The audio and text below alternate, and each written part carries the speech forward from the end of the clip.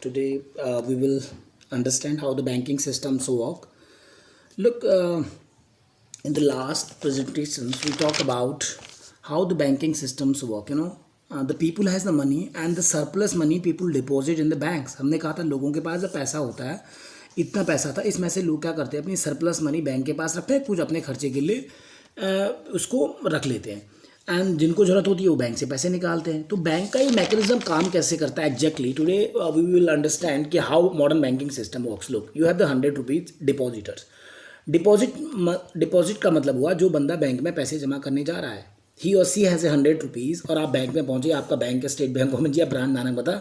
Bank क्या करता है, जो मॉडर्न बैंकिंग सिस्टम्स में होता है, जो पैसा आप बैंक में जमा करते हैं उसका small proportions of their deposit as a cash they hold with themselves.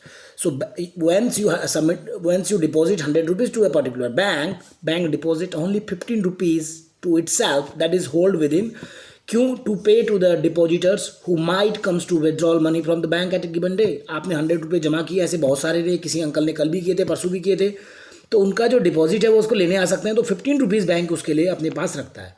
And the rest of the 85 bank extend to loans, और जो बचा हुआ 85 होता है, 100 रुपीज़ आपने सबमिट किया, बैंक ने 15 अपने पास रखा अपने डे टू डे ट्रांजेक्शन्स के लिए, अपने एक जिनका बैंक है, जिनका बैंक में अकाउंट है, जिनने डिपॉजिट किया उनको पे करने के लिए, और रेस्ट ऑफ द मनी वो क्या करता है, लोन में दे देता है. क्यों करता है लोन में? Because there is a huge demand for the loan. क्योंकि सबको लोन का मतलब हुआ जब आप उधार लेते हैं, इसको हम क्रेडिट भी बोलते हैं, तो लोगों को क्रेडिट की बहुत ज़्यादा जरूरत होती है, because there is a higher demand of the loans. क्यों होती है? To the various activities. क्या एक्टिविटीज़ हैं? Why people need the loan. Okay, now move to the chapter first of the class 9, that is the story of the Palampur. In the 9th, we study about the role of the credit. Have you remember? In any production, we have the 4 component. Apart from the natural resources, apart from the labor, apart of the human resource, we have the role of the credit. Credit का क्या role होता है? जैसे farmer को credit चाहिए, पैसे की ज़रूरत है कल्टीवेशंस के लिए, जब वो खेती किसानी करेगा उसको सीड्स चाहिए, उसको पेस्टिसाइड चाहिए, उसको पेट्रोल डीजल चाहिए, उसको ट्रैक्टर चाहिए, उनको मशीन के लिए पैसा चाहिए, उनको जो फार्मर है या लेबर है जो वर्क करने के लिए, जो उनके फार्म में लेबर के रूप में कंट्रीब्यूट कर रहा है, उसको पे करने के लिए पैसा चाहिए. ऐसे ही जैसे ये क्रेडिट का रोल है, इसीलिए आप पैसा की बहुत ज़्यादा डिमांड है, सबको क्रेडिट की डिमांड है एग्रीकल्चर एक्टिविटीज हो या अपना बिजनेस स्टार्ट करने के लिए. तो बैंक क्या करता है? बैंक एग्जैक्टली ये करता है. ये बैंक है आपका, ठीक है, मॉडर्न बैंक. बैंक आपका क्या करता है? सरप्लस फंड, जो आपने पैसा जमा किया, पैसा कौन जमा करता है? डिपॉजिटर. उसका जो एक्स्ट्रा पैसा है वो डिपॉजिट कर देता है बैंक में. क्यों? हमने पढ़ा था फर्स्ट वीडियो में, याद है आपको? क्योंकि आपका जो पैसा है वो अनसेफ है और आपको कुछ मिलेगा नहीं. जब आप बैंक पे डिपॉजिट करेंगे, बैंक आपको क्या देता है? आपको इंटरेस्ट देता है, ठीक है. बैंक ऑफर इंटरेस्ट, इसीलिए आप बैंक में डिपॉजिट कर देते हैं. आपने सरप्लस मनी को डिपॉजिट्स के रूप में बैंक में जमा कर दिया, और बैंक ने इसका सर्टेन अमाउंट अपने पास रखा, 15%. रेस्ट उसने क्या कर दिया? बोरोज, जो उधार लेने वाले हैं उनको दे दिया. क्यों? उनको फंड की जरूरत है. अब बैंक कैसे काम करता है? बैंक कैसे इनकम जनरेट करता है? इससे बैंक को क्या फ़ायदा हुआ? तो बैंक तो सिर्फ एक मेडिएट का रूप में काम कर रहा है ना. डिपॉजिट और बोरोवर के बीच में क्या मध्यस्थ की भूमिका अदा कर रहा है बैंक. आपसे पैसा लिया क्योंकि आपके पास पैसा ज़्यादा है, कुछ पैसा अपने पास रखा क्योंकि आपका जैसा कोई बंदा बैंक से पैसे लेने आ सकता है, और किसी को उधार दे दिया. तो बैंक काम कैसे करता है, इनकम कैसे होती है, इसके लिए आपको इन 2 पॉइंट्स को समझना पड़ेगा. बैंक क्या करता है? जो 85% बैंक से लोन लेने आते हैं उनको बैंक जो पैसा देता है उस पर ब्याज लेता है. अगर बैंक ने आपको 100 रुपीज़ दी तो बैंक आपसे कहेगा कि आप मुझे 1 साल बाद 112 रुपीज़ आप मुझे वापस देंगे. तो बैंक को क्या मिला? 12 रुपीज़ इंटरेस्ट मिला. और बैंक डिपॉजिटर को कम देता है. बैंक हायर इंटरेस्ट लेता है जिसको उधार देता है, और जिसका पैसा डिपॉजिट होता है बैंक उसको कहता है तो हम 80 रुपीज़ देंगे. तो 8 और 12 के बीच में जो 4 का डिफरेंस है, ये बैंक की इनकम होती है. तो इस तरह से हमारा मॉडर्न बैंकिंग सिस्टम्स वर्क करता है. तो देखिए क्या लिखा है, the difference between what is charged from borrowers and what is paid to the depositor is the main source of the income. तो बैंक की इनकम क्या है? ये है बैंक की इनकम. नीचे लिख रखा है ये बैंक है. पीपल मेक डिपॉजिट, लोग पैसा जमा करने आए.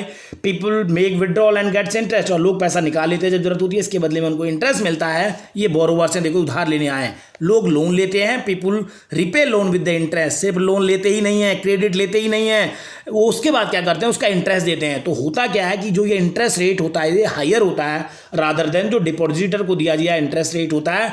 इसी से ये जो डिफरेंस है इन दोनों के बीच में, इनसे जो बैंक लेता है और इनको जो देता है, इसके बीच में जो डिफरेंस है between what is charge from the borrowers and what is paid to the depositor is the main source of the income of a bank. Why do you think would happen if all the depositor went to ask their money to the same times? सोचो अगर ये सारे लोग अपना पैसा इकट्ठा लेने आ जाए तो बैंक के पास क्या होगा? सोचो क्या होगा। जितने पैसा जमा किया बैंक में, बैंक अपने पास 15% रखता है, ठीक है। इनने अब जो पैसा जमा किया 100 रुपीज़, बैंक ने 15 टका 85 दे दिया। अगर ये सारे लोग अपना पैसा निकालने आए, बैंक कहाँ से देगा? बैंक तो उधार वालों को दे रखा है। इसीलिए मॉडर्न बैंकिंग सिस्टम का यही खतरा है। अभी आपने देखा था येस बैंक पे गवर्नमेंट ने रोक लगा दी थी। क्यों? सारे लोग अपना पैसा निकालने आ गए। सारे लोग क्यों आए? क्योंकि उनको बैंक पे भरोसा नहीं था, बैंक किसी कर्जे में डूबा हुआ था, बैंक की बैलेंस शीट या कुछ एक स्कैंडल लोगों के सामने प्रकट हुए थे, तो सब लोग लेने आ जाएंगे। तो बैंक ने क्या कर दिया, हम येस बैंक में 50,000 से ऊपर ज़्यादा नहीं देंगे। नहीं तो बैंक कहाँ से देगा? क्योंकि बैंक तो अपना पैसा उधार को दे चुका है और उधार वाले पैसा लेके विदेश में भाग चुके हैं। याद आया आपको? तो अभी के करंट कॉन्टेक्स्ट में आप इसको समझ सकते हैं। ओके, अब हम आपको आगे बढ़ते हैं। अगली प्रेजेंटेशन से आपको हम दिखाते हैं कि सबसे इंपॉर्टेंट काम है, बैंक क्रेडिट देता है। ये जो बैंक क्रेडिट देता है, आप अपनी बुक में अभी आप इसको पढ़ना, जो मैंने पढ़ा है, तो क्रेडिट का वो कैसे काम करता है मैं आपको 2 सिचुएशन दिखाता हूँ। चलो देखते हैं क्या है। A number of the transactions in our day to day activities involve credit in some form of other. हमारी जिंदगी में ट्रांजेक्शंस के बारे में हमने बताया था, क्रेडिट चलता रहता है, आप उधार लेते रहते हो, पैसे की जरूरत होती है। क्रेडिट का मतलब लोन है, ये रिफर करता है agreement in which lender supplies the borrower with money. क्या होता है बेटा? क्रेडिट या लोन का मतलब है जब उधार देने वाला कुछ उधार देने वाले को पैसा देता है, चीज़ें देता है या सर्विस देता है, बदले में ये जिसको देता है वो ये वादा करता है कि मैं आपको बदले में रिटर्न करूंगा। तो कैसे काम करता है क्रेडिट का मैकेनिज्म, कैसे काम करता है, बहुत ज़रूरी है। यही हमारे चैप्टर का नाम है मनी एंड क्रेडिट। तो बैंकिंग सिस्टम का एक इंपॉर्टेंट पार्ट है क्रेडिट। लेकिन क्रेडिट की जरूरत क्या होती है? क्रेडिट क्या हमेशा फायदेमंद होता है, एडवांटेजेस होता है? आपको 2 सिचुएशन से समझते हैं। पहले हम चलते हैं फेस्टिवल सीजन। एक फेस्टिवल सीजन है 2 मंथ फ्रॉम नाउ, आपसे 2 महीने बाद एक फेस्टिवल सीजन होगा। तो यहाँ पे एक जूता बनाने वाले सलीम हैं, उनको ऑर्डर मिलता है 300 पेयर्स आपको शूज बनाने हैं, 1 महीने के अंदर देना है।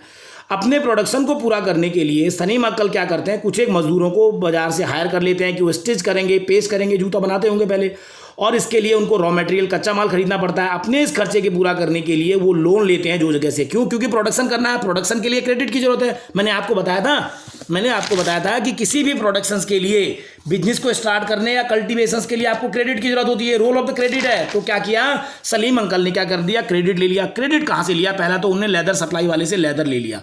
उससे कहा कि देख भाई, मैं तुम्हें लेदर ले रहा हूं लेकिन मैं तुम्हें बाद में पैसे दूंगा। पैसे नहीं ले रहे, उससे लेदर ले रहे। तो लिया तो क्रेडिट ही लिया, उधार लिया। दूसरा उन्होंने क्या किया, उन्होंने कैश ले लिया उस ट्रेडर से जिसने उनसे कहा था कि तुम मेरे लिए 300 पेयर शूज बनाओ। उन्होंने कहा कि ऐसा करो, मैं 3000 पेयर में बना तो रहा हूँ आपके लिए, आप 1000 पेयर के मुझे एडवांस दे दो, जिससे मैं क्या कर लूँगा, एंड ऑफ द मंथ में आपको हिसाब कर लेंगे जब मैं आपको जूते दूंगा।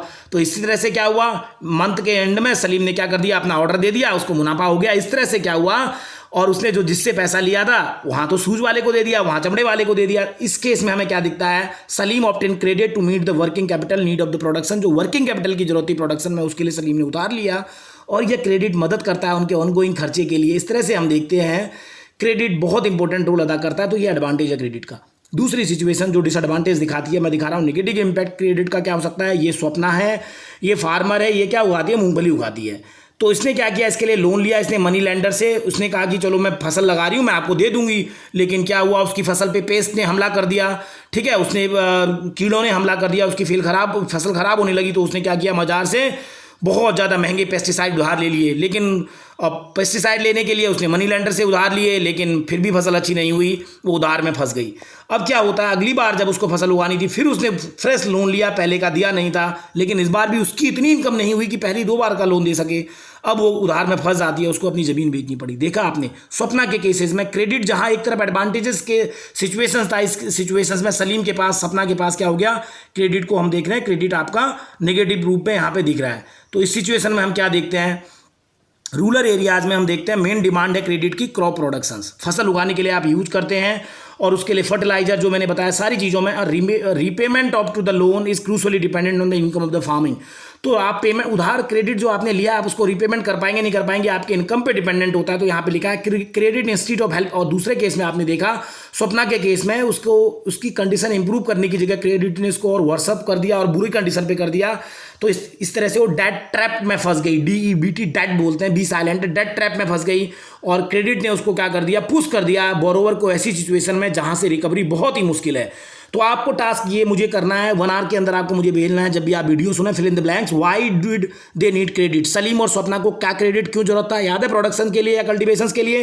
What was the risk, Swapna का रिस्क तो आपने देखा, सलीम का भी रिस्क था। अगर आप सोचो डिमोनेटाइजेशन हो जाता, अगर आप सोचो ये लॉकडाउन हो जाता, तो सलीम अपने सूज कैसे बेचता, जिसने डिमांड किया था वो सलीम से ले नहीं पाता, तो क्या रिस्क था। आप समझिए इस चीज़ को और इसका आउटकम क्या निकल रहा, इस वाली सिचुएशन का नहीं, आपकी स्टोरी में क्या आउटकम निकला सलीम और स्वप्ना का। पहला आपको आंसर मुझे लिख के भेजना है 1 आवर में। दूसरा, supposing Salim continue to get order from the trade, अगर ट्रेडर्स से लगातार सलीम को 6 महीने तक इसी तरह से ऑर्डर मिलते रहते हैं, अच्छा लगातार ऑर्डर मिलते हैं, what would be her position 6 years, sorry, अगर उसको लगातार ऑर्डर मिलते हैं 6 साल में, उसकी क्या पोजीशन होगी। और अगर स्वप्ना की जो कंडीशंस है, अच्छा what is the reason that Swapna's situation is so risky, discuss factor कौन सी चीज़ थी, pesticide, role of the money lender या क्लाइमेट, कौन सी ऐसी चीज़ थी। आप ये पूरी प्रेजेंटेशन समझने के बाद ये आंसर दीजिए। Thank you.